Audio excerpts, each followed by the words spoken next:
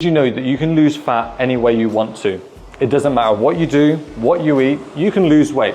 Let me show you how. Here we have 4 different methods of fat loss. We have keto, also known as no carb. We have fasting, clean eating, and low fat. This line here represents the amount of calories that you burn every single day. And this is super important to be aware of because it's going to make everything more understandable. So the first one we're going to cover is the keto diet, also known as the no carb diet. Now what this line represents right now is the amount of calories that you eat per day. Now most people in the West, our diets consist of 45 to 55% of carbohydrates.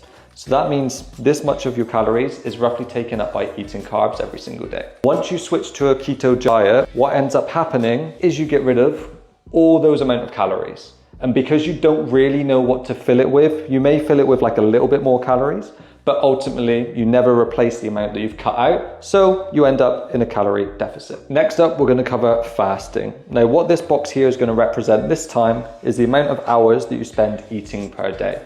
So let's say right now you're eating at 8 a.m.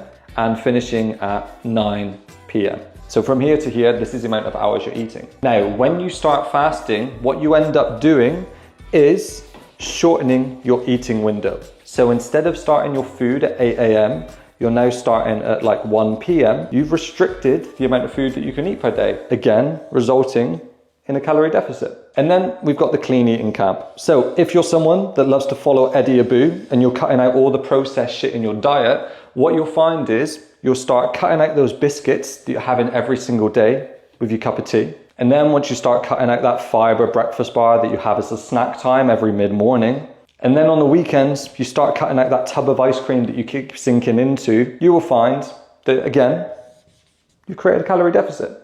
I won't go through the last one because I think we all know where it's going to end up. It all creates a calorie deficit and your time is too precious to waste. As you can see, they all create the same thing. They create a calorie deficit, which means you're going to lose body fat, but they do it through wanky rules and restrictions that make it unsustainable for you. So instead of following someone else's ideas of what the ideal diet should be, why don't you start creating your own diet that you can stick to for more than 2 weeks?